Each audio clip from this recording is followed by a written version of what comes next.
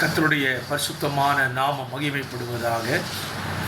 ஆசீர்வாதமான ஒரு நல்ல காலவேளையிலேயும் அனுதின மன்னா என்கிற வேத தியானத்தினால் உங்களை சந்திப்பதில் மிகுந்த சந்தோஷம். கிருபையாய் கர்த்தர் நமக்கு தந்த ஒரு புதிய நாளுக்காக ஆண்டவருக்கு நன்றி பலி செலுத்துவோம். இந்த நாள் மார்ச் மாதம் 8ஆம் தேதி சனிக்கிழமை காலவேளை. இந்த காலவெளி தியானத்திற்கான வேத பகுதி யாத்திராகம் 40ஆம் அதிகாரம் 38 வசனங்களை உள்ளடக்கின ஒரு வேத பகுதி.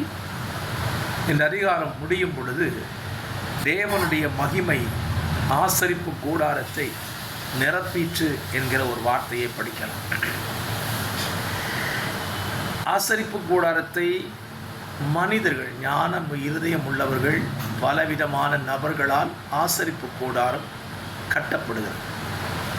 அந்த கட்டி முடிக்கப்பட்ட ஆசரிப்பு கூடாரத்தை மோசே ஒவ்வொரு பகுதியாக அபிஷேகம் பண்ணி அது தேவனுக்காக அந்த ஆசரிப்பு கூடாரத்தை பிரதிஷ்டை பண்ணுகிறார். எல்லா வேலைகளும் முடிந்தது.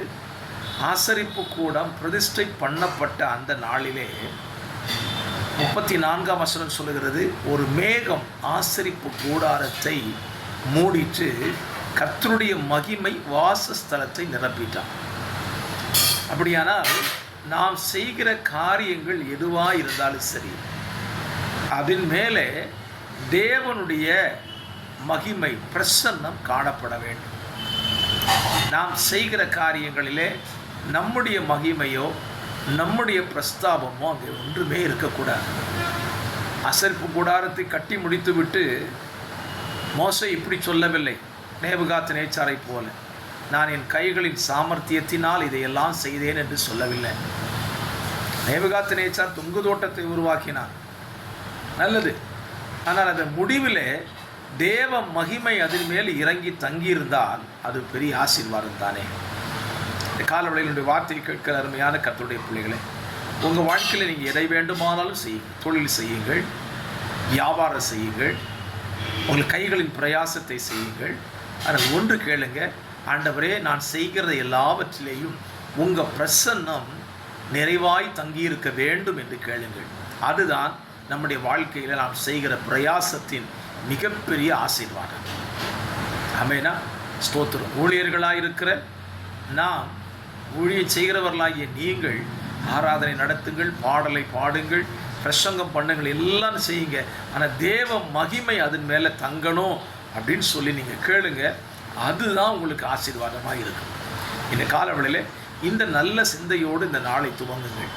தேவ கிருபையினாலே யாத்திராகம புத்தகத்தை வாசித்து தியானிக்க கர்த்தர் இந்த நாளிலே நமக்கு கிருபை செய்தார்.